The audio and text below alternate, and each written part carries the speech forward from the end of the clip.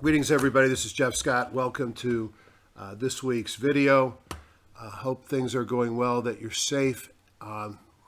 We're still locked down here in southern Florida, but they did open up the waterway, so I got to go out on the boat yesterday with my lovely wife and my dog. Social distancing. Big boat, 3 people, captain and a first mate. What a waste. But we had a great time, even though it was sort of silly to only have 3 people on that boat. I titled today, Ready for the Next Leg Down. We've been waiting for a retest. Is this the retest, or is this just going to be a minor correction? This is for educational purposes only. Anything I recommend is in the spirit of education, not investment advice. I'm a doctor, not a broker. Most physicians lose money with their investments. I am independent.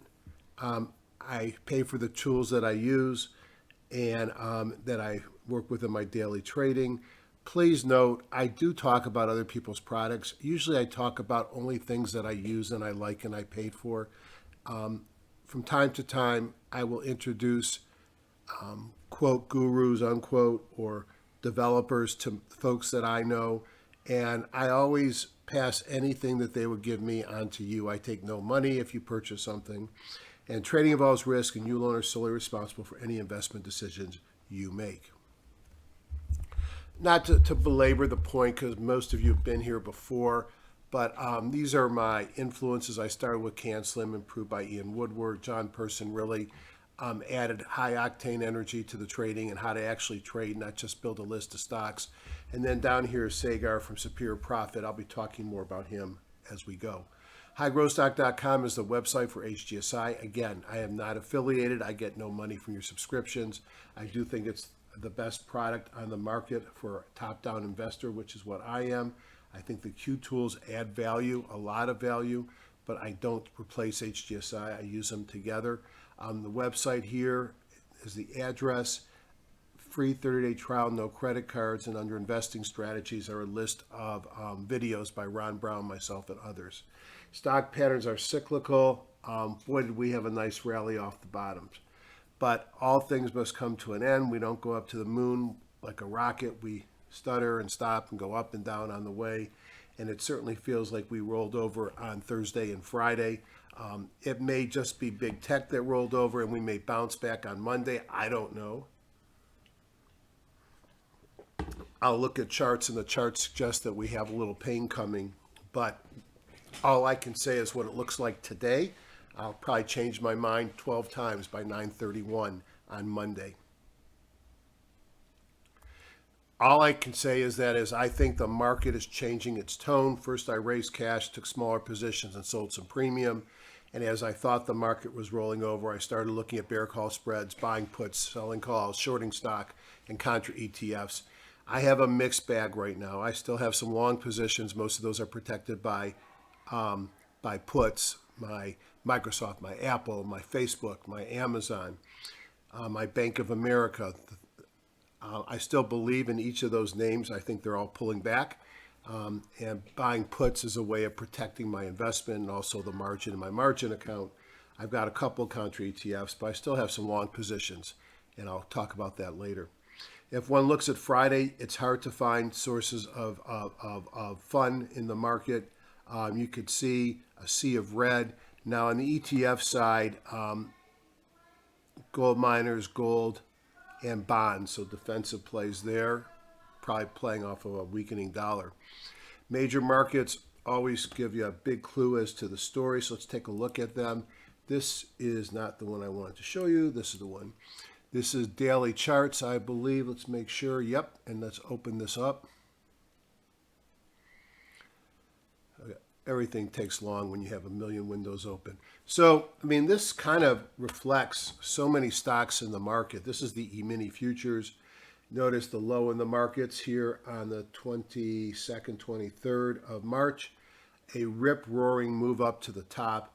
A new sell signal came in on Friday on the futures. We pulled back to the 17-day. And this is a very common pattern of a run-up into resistance and a pullback. So, we could bounce here at the 17, we could bounce at the 50, or we could retrace parts of this gain. And there's probably some very bearish people out there that expect us to come down and revisit here or below. I've had enough people say that that's unlikely that maybe it is likely. If I look at the NASDAQ futures, notice they're stronger. You're above all the moving averages, but the same pattern pulling back with the sell signal. You got the 17, you got the 200 and the 50 as support. Hopefully they'll hold and we won't get back down into here. We can look at the Dow futures. And these look a lot like the S&P, don't they? They got above the 50 and the 17. They haven't gotten close to the 200, a new sell signal, and a pullback. If I look at the VIX futures, actually the Russell futures, I'm sorry, similar pattern holding above the 50. Now the Russell actually outperformed in the beginning of the week, just a massive move, ended up closing up for the week. Most of the other indices were down marginally, so slight outperformance by small stocks. The VIX, it's been bothersome that unlike past bumps in the VIX, we really did not come back to baseline. And we had a new buy signal come in on the VIX. I think the VIX is telling us that there's some more volatility to come in this market. The fact that it has not come back to its baseline is bothersome, as I said. And if you go back and look at 2008-9 and prior bear markets, it's not unusual to see a second peak in the VIX before the market starts its true recovery. It'll recover. Question is when. I mentioned the new sell signal came in on the dollar futures on Wednesday, and you could see we pulled back. Now, reality is we're kind of still in the range we've been for a long time, oscillating above it and below. All right, close that. I want to, before I go back there, I want to show you something. Let's open up, hopefully it's in this one.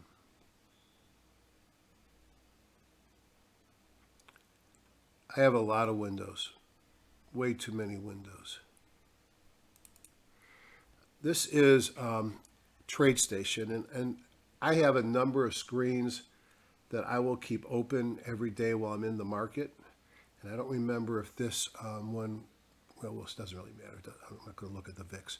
This is one of the screens that I keep open. I just wanted to point something out, especially to my neighbor who apparently enjoys the shout outs I give her. She keeps asking if we're done, if we've had the pullback yet, if it's time to buy. The green ones are automatically written trend lines. I just put the blue one in here. So what we're looking here are the major market futures. The first one's the E-mini, then the NASDAQ, then the Dow, and then the Russell. And I use the same order in all the programs. I just want to point out a couple of different things. Let's look at the S&P futures. They ran up to this replacement here. And let's see if we can go back a little bit. So they ran up to this, which was the 61.8% retracement. At that level, these are bearish headwind and stretch signals. A John Person sell signal came in. We had Roy Kelly's cycle with the red line, so that's a major cycle high and a breakdown between a trend line. I don't know how to get more bearish than that pattern. That is the S&P 500 futures. This is the NASDAQ futures. A different type of a bearish signal. These are from Cigar. The trend lines are from Cigar Stools. A breakdown from support, the trend line support, and a Roy Kelly with the red line. This one did better, pulling back up to the 76.4% Fibonacci retracement. Really had a great move off the bottom. All of these did. If I look at the Dow futures, auto written by the program, bearish signal, sell signal, breakdown from the trend line, Roy Kelly with the red line, so major cycle top. And if I want to be pile on, we can look at the Russell futures. Sold off here at resistance. You go back at the same level, more sell signals. And the important thing was at this level here, you also had that major Roy Kelly cycle top come in. Indicative of this whole market, we had Roy Kelly cycle bottoms come in as these major indexes within a day or two of their bottoming. And now what's happened is we've had bearish signals come in, new person sell signals, have not broken the trend line support on the Russell. Remember, this was the strongest this week, and this one doesn't have a major cycle top yet from Kelly. So there's clearly danger signs in this market. So it's hard for me to believe we're going straight up from here. Doesn't mean we're not going to be higher. It doesn't mean there's not a lot of money to be made. Just seems like there's more risk than there has been. Underneath the rates, when I say edged higher, a teeny weeny bit, employment numbers continue to be horrible. Small stocks showing strength. On the left are the small caps, and you could see the AD line tilted up, as did, and we'll look more at this easier in a minute, the Russell 2000. On the right are the large cap stocks. Their AD line also tilted up on the week. But interestingly, the index pulled back a tad. If I go to the NYSE, you could see in the the bold white that we turned up, or bright white, AD line turned up. But each of these ETFs was down on the week. These are the major market ETFs as listed up here in the upper left-hand corner, except for the orange one, which is the IWM. So definitely some small stock leadership. Short-term breadth improved. So if I look at stocks above the 200-day SMA, which is long-term breadth, no changes there. But if I look at above the 40, or I look at the stocks in the 3-month new high, new low, we're basically showing recovery, especially above stocks above the 40, and no signal on the new high, new low. The daily, weekly McClellan, here are the signals we're going to look for: extreme readings on oscillator or summation index. Nope. Divergence of price and oscillator or summation index. Nope. Do I have zero line rejects? Well, we had a couple here at reversals. Now, I suspect we're going to head down this week, certainly on the daily, and test the McClellan oscillator and see if we get a zero line reject. If I look at the weekly, similar on the summation, the McClellan oscillator. Buckets. This takes all the stocks of the S&P 1500, sticks a Bollinger Band on them, and asks the question: how many are above or below the midline? 69% are above the midline. That's bullish. And then how many stocks are in the various deciles from 0 to 100? Greater than 1 means I'm above the bands. Below 1, I'm below the band, or below 0, I'm below the bands. And one might expect that if we have a huge number of stocks above or below the Bollinger Bands, that's a reversal opportunity. And you can see bullish, but not an extreme. One would not expect HINDY omens when we're not at a top. And if you look down here, you'll see there's a paucity. If you look at percentage of new highs, new lows on the NASDAQ and on the NYSE, there are very few. Market tone, I'm beginning to wonder if this even functions with the extreme volatility. The extreme volatility is what came into the market in late February. You can see it here. We're in a buy signal. I take it with a grain of salt. Sector strength. This top is 1 week performance. 5 days is the maroon. So 1, 2, 3, 4, 5, 6, 7, 8 sectors were up. I could have looked here. 3 were down on the week. You can see leading the market for the week was energy, junk off the bottom, consumer discretionary, and I guess the next two would be materials and real estate. Down here is a little bit more bullish appearing. Looks at 5-day in maroon, 10 days in green, and 1 month performance in blue. And I know Sagar did change this around for me to make it easy for me to interpret. And you could see on the month we're in good. We had a good month. Obviously, it was a great market for the last month until Thursday and Friday. And you can see that energy and discretionary led. Canaries in the coal mine. It looked like we were poised for a breakout last week, and we were really doing well. And then Friday came. And what happened on Friday? Amazon came out Thursday, great revenue numbers, light on earnings, and then they came out and said they might not make any money in the next quarter as they were investing the $4 billion anticipated earnings into safety for their employees. That's not necessarily a bad thing, and I paid more attention to the the $4 billion, which we would have made, which was actually above estimates. Amazon sold off hard, I think 170 points or something, and then more after hours. Then Elon Musk. I doubt he's short his own stock, but why in the earth would a CEO come out and say my stock is too expensive? Crazy. At least I think it's crazy. Those two brought this down. So the question is, are we at a point now where the market's going to roll over and retest? I do think so. I think these guys may actually lead it down further.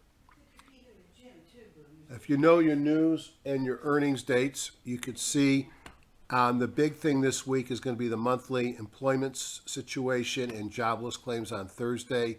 You know, the petroleum report could be interesting on Wednesday. International trade could be interesting, but let's face it, the Fed's basically said they're out of the game of charging interest. They're going to keep doing whatever it takes to pump up this market. The Fed is clearly leading the previously called plunge protection team. And, you know, if you listen to Congress, you know, they fight over a lot of things, but they're still talking about the next $2 or $3 trillion of Fed stimulus. God only knows what's going to happen when the bills come due. I guess the good news is there's an incentive for them to keep interest rates low. Lower right-hand corner, it says it's a judgment call to hold stocks over earnings dates. It is bad judgment to not know when your stock's earnings date is scheduled. It is week 2 of earning Lollapalooza. These are some of the major stocks. Most of my big ones went through last week, but there are a lot of big stocks, and I have a couple of these, and I'll be paying a lot of attention. Also going to be interesting to see, I see that JetBlue's got earnings. Warren Buffett announced that he's out of airlines, so it'll be interesting to see if that impacts them further. Market thoughts. The market's limp into the weekend as Amazon disappoints. Elon Musk says Tesla's overpriced. Unemployment picture worsens as COVID-19 fears rise and fall by the day. And oh yeah, China tensions are rising. S&P end of the week down 0.2%, although midweek it was up as much as 3.9%. That is a reversal. The gains early were fueled by reopening hopes and the therapeutic progress in COVID-19. The Dow, the NASDAQ posted comparable declines, while the Russell still gained 2.2% on the week. You could see the Russell is leading the negative performance on the year. The NASDAQ is negative 4.1, which is the leader. I took some heat on Friday as my largest position is Amazon, although much of the pain is mitigated by puts. The market looks like it may be at a short-term top. One wonders if this will be the beginning of the retest or just a more modest short-term correction. I have added some puts and contra ETFs, and I will gauge the market early on Monday. I am prepared to close out more longs and add to my contra ETFs if the weakness continues. Just want to let you know I'm going to be doing my own webinars of some of my favorite tools. We got some special deals offered to people that listen to me. About a year ago, Sagar gave his tools away for free for a year. A lot of people took me up on that offer. I think the problem with that offer was you had to also get a Metastock subscription for data to use the Q tools, and I suspect a lot of people did it and didn't get the Metastock. He also last year gave away the TradeStation package for a year. This year he's got a new deal. It's fantastic. You get free access to his tools for Metastock, which includes Q Global, so a lot of the indicators I use, as well as the Edge, Vital, Finder, and different products he has. To get free access, though, you have to buy a Metastock subscription daily or real-time on his site. If you have the real-time, you need that for the Metastock indicator package. It's a great deal. When I found Dr. K's tools, Sagar's tools, I thought they were great. They were like $100 a month for one tool, two different platforms I wanted. So I basically paid in advance at a discount for 15 years of service. That tells you how much I like those tools. Dr. K, Keith Wade, I did a webinar with maybe 2-3 weeks ago.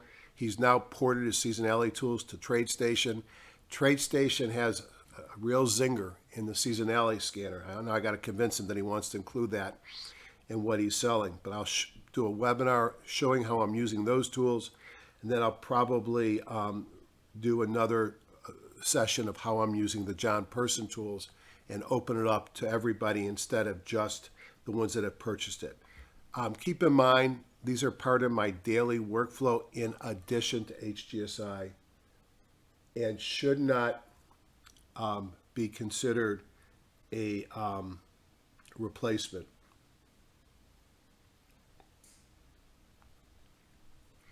All right, let's go do my top-down review. I don't think this will be necessarily as long as some of mine.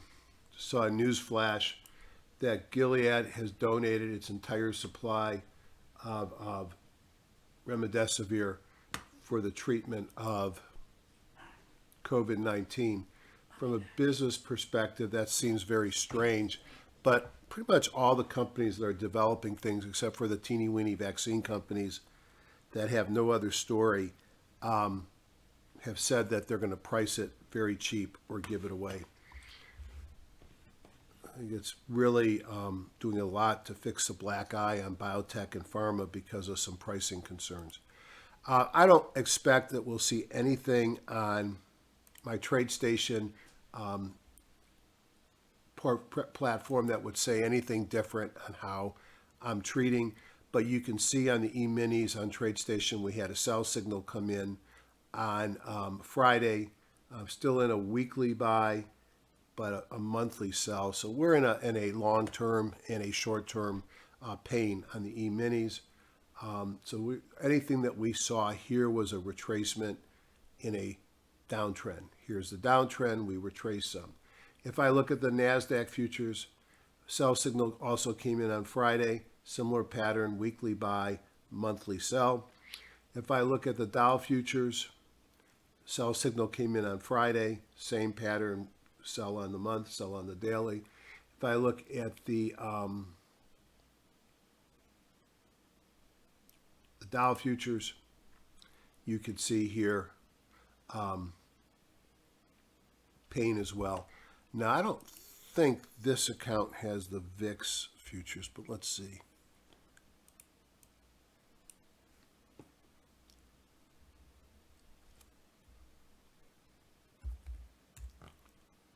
Yeah, this one's not. So let's just look at the VXX. And you can see volatility had a buy signal come in. So I don't see anything here new except we've gone back into the downtrend. I don't see any other signals that tell me or give me an edge. Now, the big advantage to me of TradeStation remains radar screen. And so I will be running my radar screen during the day, looking at ETFs and a broad base of stocks, looking for Q and other signals to pop up, and John's. All right, let's go into the markets. Let's first go into market analysis user groups, major markets plus, hit warehouse. That will pop up here. This is in 4K, just a couple of things. If you're watching this on YouTube, please click subscribe so you get notified when I put new ones up. If you like what I do, hit the thumbs up. You can share the link with your friends. The more the merrier. And I'll never sell you anything except if I do live meetings. And you can ask any of those that have been there. I work my ass off for those meetings and give you a lot of free indicators that I pay to develop, so it pays for itself. So if I look at the top, the other thing is, if you don't like the quality on YouTube, just download the Dropbox file. That way you don't have to be connected to the internet, and you get the full 4K, and it will look better even on a less than 4K monitor. Strength in the market last week was gold miners, at least on this ranking top-down view.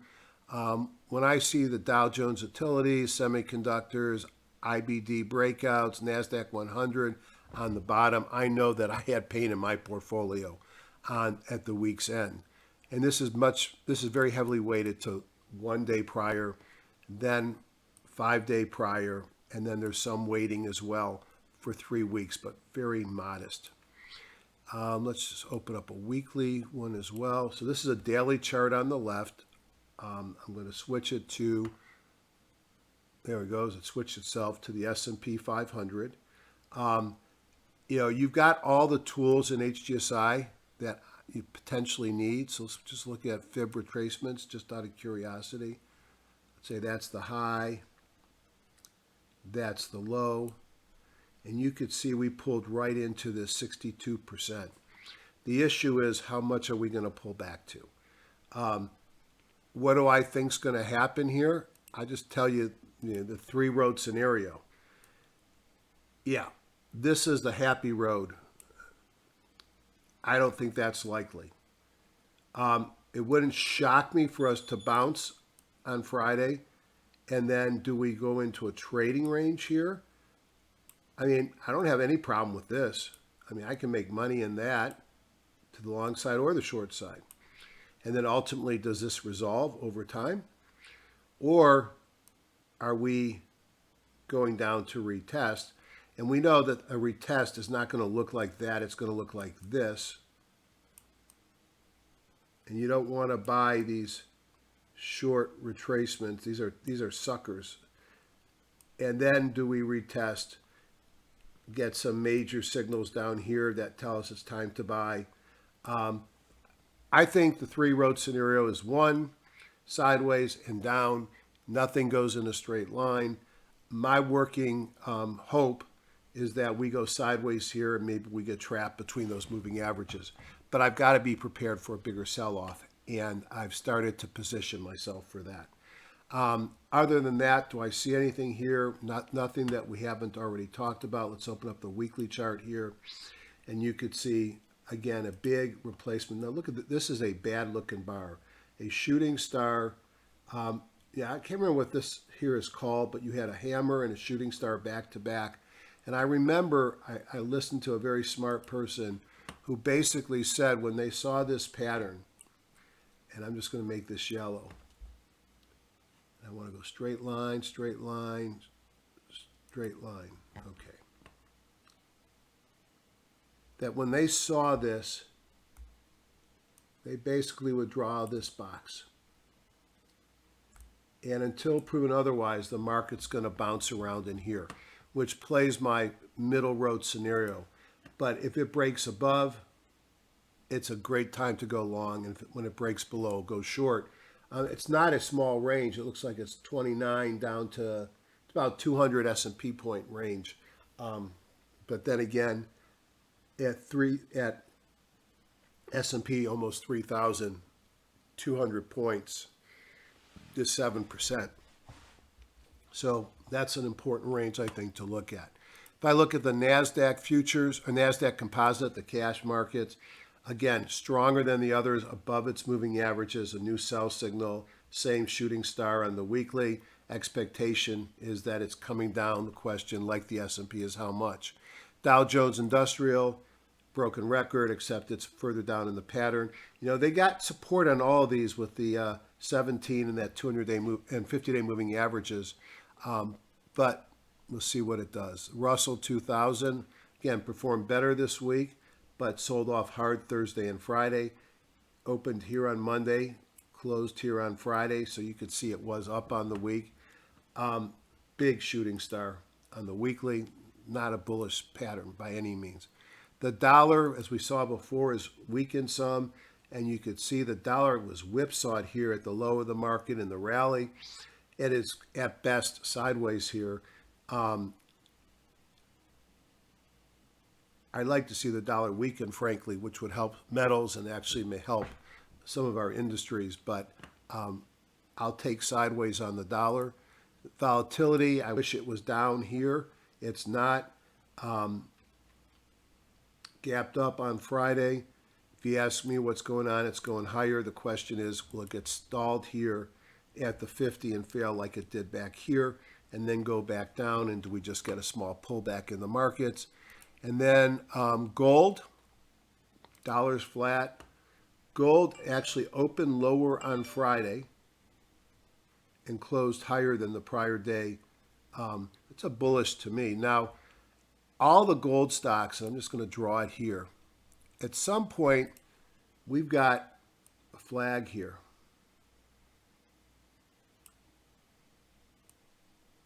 Pennant. I'm looking for gold to break up out of that pennant formation and go higher. You'll see the same pattern when we look at individual stocks. That's gold. Gold miners had been lagging. Same pattern. Big reversal at that 17-day on Friday. 34 million shares. Normal shares on gold miners is,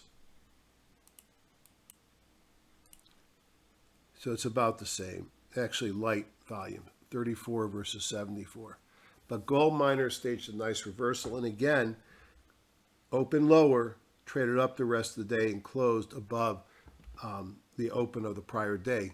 I think that's got to be considered bullish. Oil, man, oil has been weak, but oil's been rebounding. But the USO is a broken instrument. Oil bounced 20% this week, and USO is dead. There was a reverse split.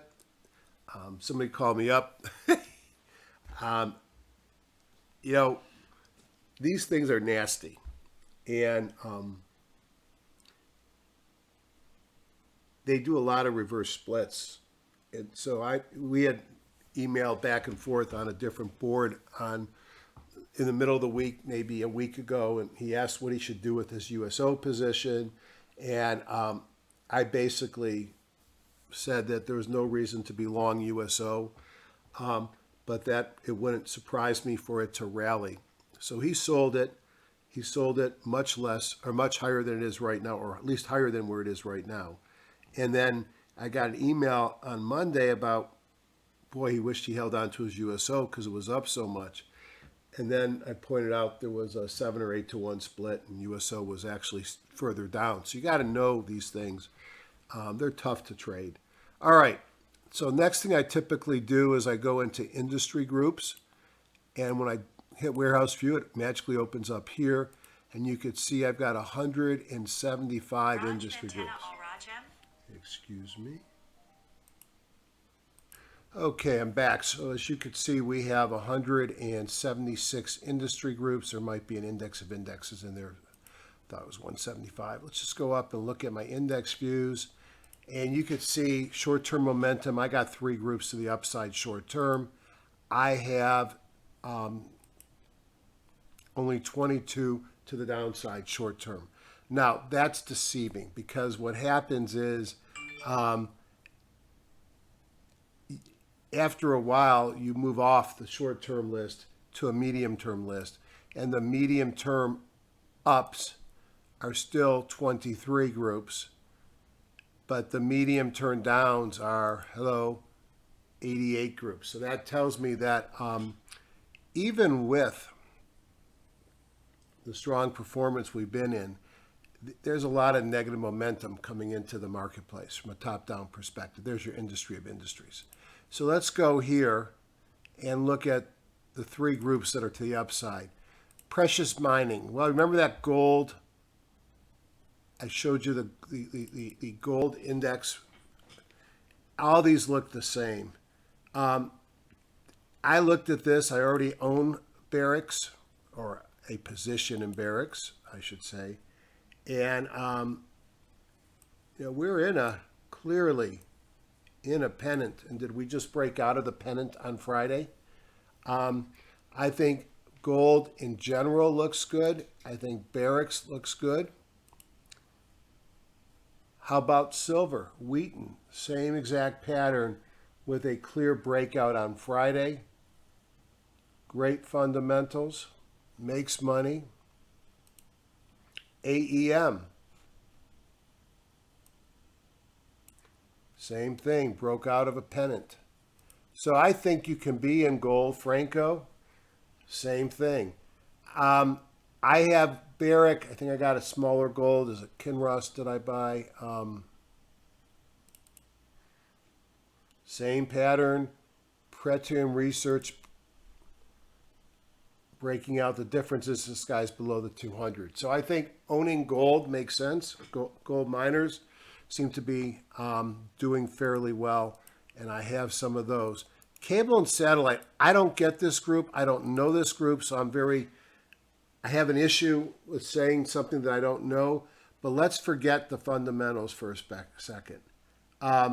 Cable, satellite, you got all these divisions of Liberty.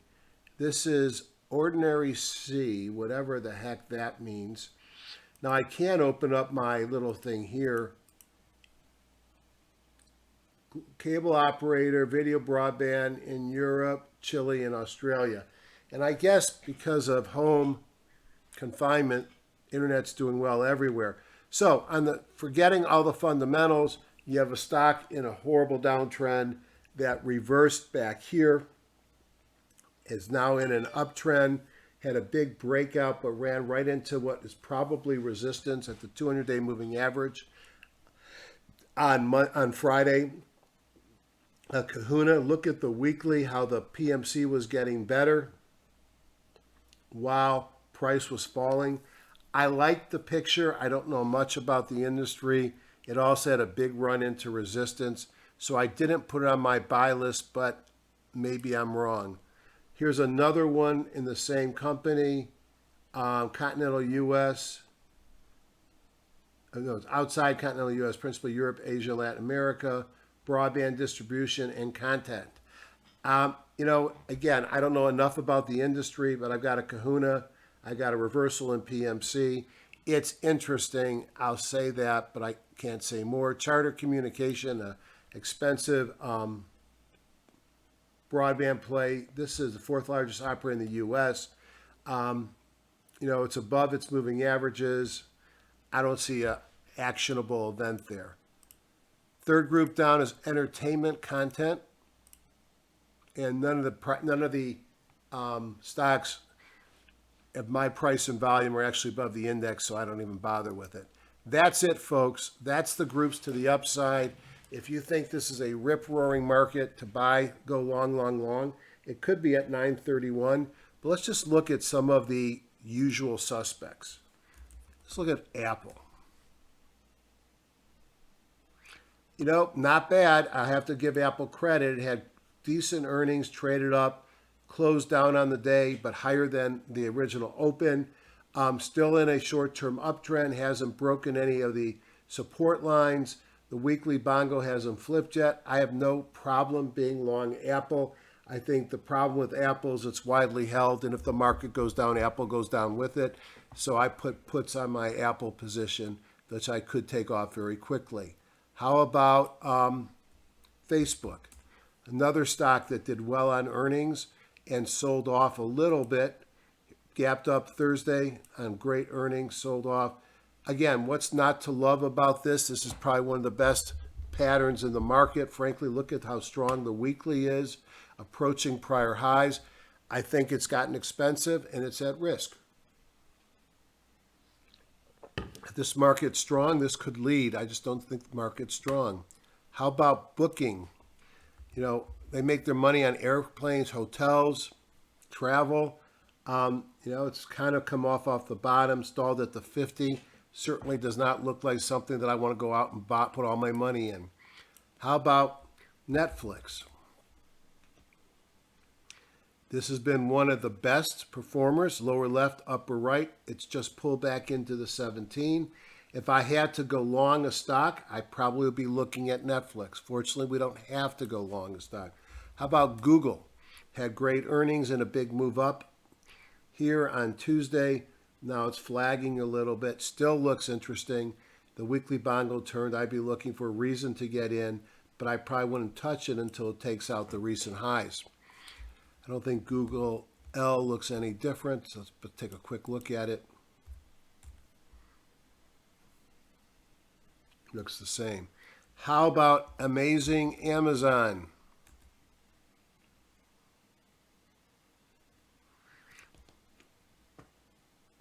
ran into earnings. All right. Amazon, again, I own it. I took heat on Friday, not ashamed of it. Amazon, before earnings on Thursday, had run up 51% in 31 days. Why do you think I put puts on it and sold calls above the price? Because odds are it wasn't going to go up 20%. I know some people got 2,600, 2,700 price points. I think it needs a pause to refresh. Right now, the question is it pausing or is it going to come back down and test here? Is it going to go further? I doubt it goes down and retest there, but I'm going to like to see Amazon at least go sideways or turn up before I start chasing Amazon. How about big financials? Let's look at JP Morgan. A lot of people think financials are going to start another move down. My big financial position is in, why didn't you go? Because I spelled it wrong. Is Bank of America, and I put puts on Bank of America 25. JP Morgan failed at the 50. That would suggest maybe you're coming back down and retest your lows. What does Bank of America look like?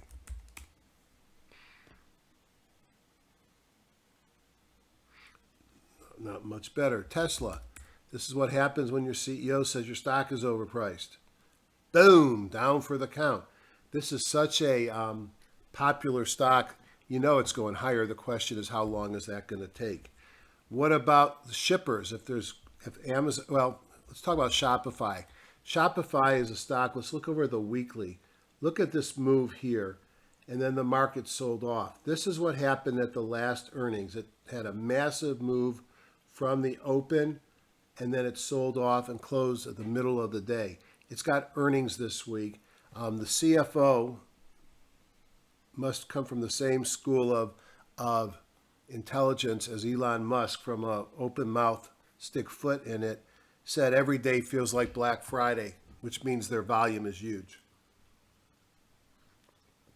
That may translate into an earnings beat. So Shopify could be interesting. What doesn't look good? Oh, well, a lot of things don't look good.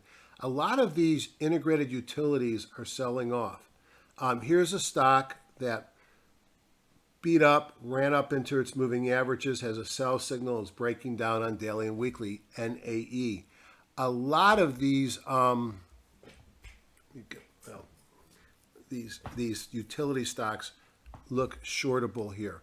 So I think this is a dangerous market. Now, do I have a buy watch list? Yeah. But let's say you have your money in a 401k or in an IRA, and maybe it's in a policy that you're not allowed to, hold on one second. That's not what, okay. That you're not, it's an account that doesn't allow you to go short. Well, the first thing you're going to notice, there's not a lot of stocks here. All these things on the bottom, these are now on the top. These are contra ETFs.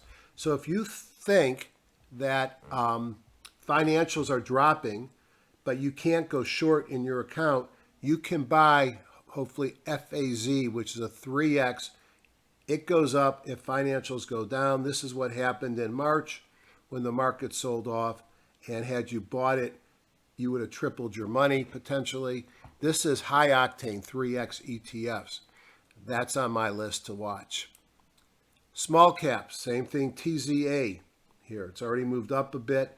Look at the hammer on the weekly. If this market falls and you want to short the Russell, you can buy TZA. What about those that want to short S&P 500 but can't go short in their account? Boy, you have a new person buy signal, you got a rising person market catcher, and you're buying it off the lows. This is a SPXU, short the S&P. Here's another short the S&P, SDS with the buy signal. If I'm getting a buy signal in the contras, you know what it's showing you in the underlying. You want to play volatility? If I had a stock that looked like this, I'd be saying it looks interesting to buy. Why? I got a kahuna, a pocket pivot, a person buy signal, sitting on support and coming out of a squeeze. VIXY. If VIX If that looks like a buy because it's going higher, then that tells you the market's probably going lower. Now this here, Manhattan Associates, is not a bad stock. Look at how strong the weekly looks. But this is the pattern of the weekend. Uptrend from the lows. Failing at or below the 200-day moving average. A shooting star, a doji. If the market is strong, this has been a stock that's done well off the bottom. But if the market rolls over, this is the kind of stock that I might actually be shorting, not buying. All right. Let's see if there's anything here that I really thought looked good. One of the best performing stocks of late is the STARS Group, Application Technology. Look, it actually makes some money.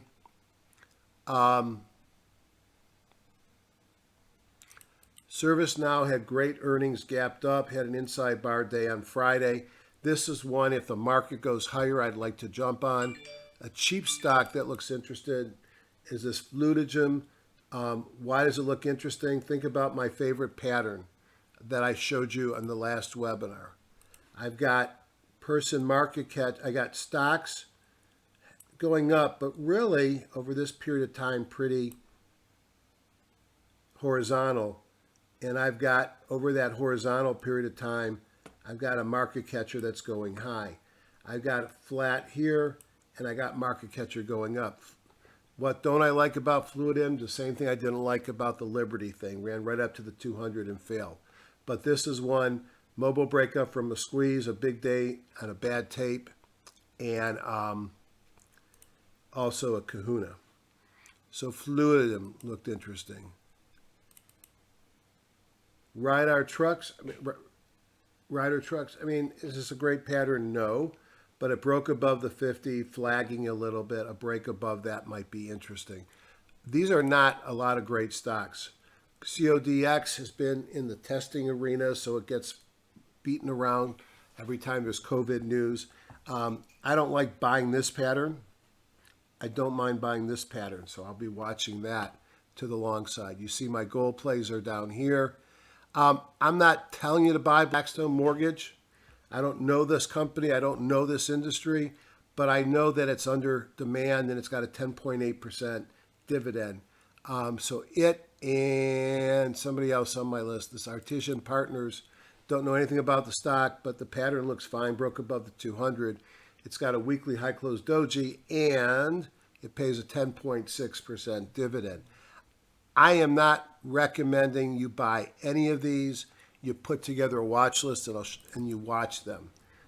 Here is Lindblad Expeditions. This is a cruise and travel company, pulled up into their 50. A break above this. This has been a pattern that's been working for me.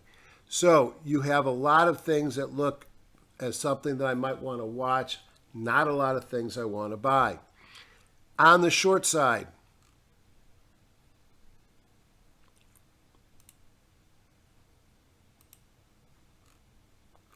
a lot. You've got the Dow. If I like the Dow shorts, I might want to short the Dow. And you can see the Dow failing here. Still got to break below the 50 before I get excited. Spiders, you can just short the spiders, although it may have some resistance close in.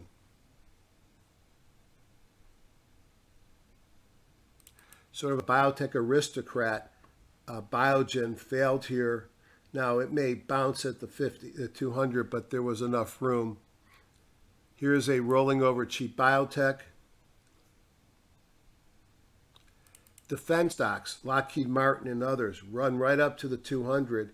A failure here, I would expect this stock to come down. Again, it's got potentially some support underneath. Equifax, right up to the 200. Low close doji and a breakdown. I showed you one of the, I showed you NEE. Here's Amarin up to the 200 and failing. Here is American Electric Power. It's already broken down below the 50. Here is AEP, AVA, got one out of order. AVA is another of the utilities. So there's things to short in this market. So let's just go back and give you some last thoughts. I told you this wouldn't be long over here. Just because I have a buy watch list and a short watch list, let me just show you what I'm doing and show you some cool things. I stick everything in a radar screen. On this radar screen, I've got my Q tools. I can see bounces, breakouts, box signals, headwinds, long, go with flow, long and shorts, reversal patterns. I can then look at green candle lows, red candle highs, squeeze, mobile breakout from a squeeze, mobile break. The first was breakdown from a squeeze. This is mobile breakout from a squeeze. Aren't any of those today? Pocket pivots up, pocket pivots down. Is there any viable gap ups in my network? I mean, in my database. Fortune Brand Security looks like a viable gap up. Then I have earnings dates, so I know that here is the list starting on Monday. Person market catcher, and then person's buy and sell signals. If you look at this daily column here, do you notice anything going on? Yeah, what you see is a fair amount of green in that first column, which is daily trend. That means existing trend on many of these instruments. Okay, yeah, downtrends, but you can see there's a lot of stocks in an uptrend. So a lot of stocks are in an existing uptrend. And then do you see a lot of flashing green or a flashing red? The flashing red says the daily signal just changed. And then you may see that daily trend change tomorrow. So the flashing light means the current bar has changed. A lot of daily low close dojis. If we go over here to the weekly,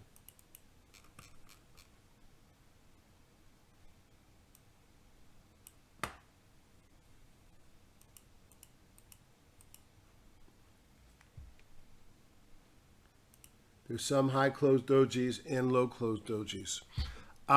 So I'm monitoring that during the day. You might say, but Jeff, I don't have TradeStation. But you might have Thinkorswim. So in Market Watch, I'm allowed to I could put my buy watch. And I could be looking at week to date. This relative state is a fast acting buy sell indicator. These are the ones up top that have buy signals. I can look for kahunas. I can look for high close and low close dojis, pocket pivots, viable gap ups, and then my Dr. Keith tools. Let's look at TradeStation and show you Dr. Keith's new stuff.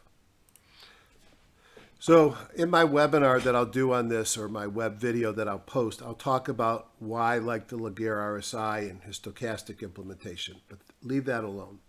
What I really like is these columns right here are telling me what the potential move is based upon back data for 20, 40, and 60 days.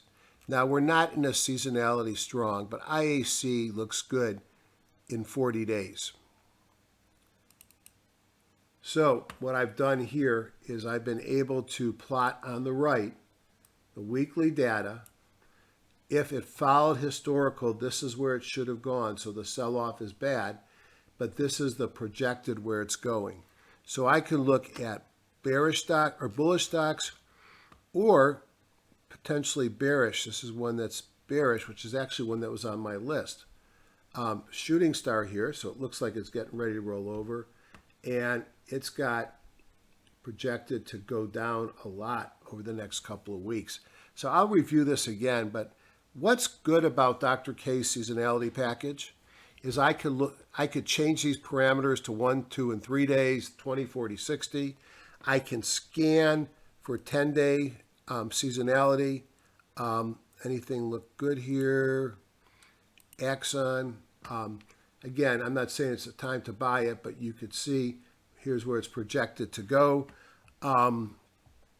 Lots of cool things you could do, more to follow.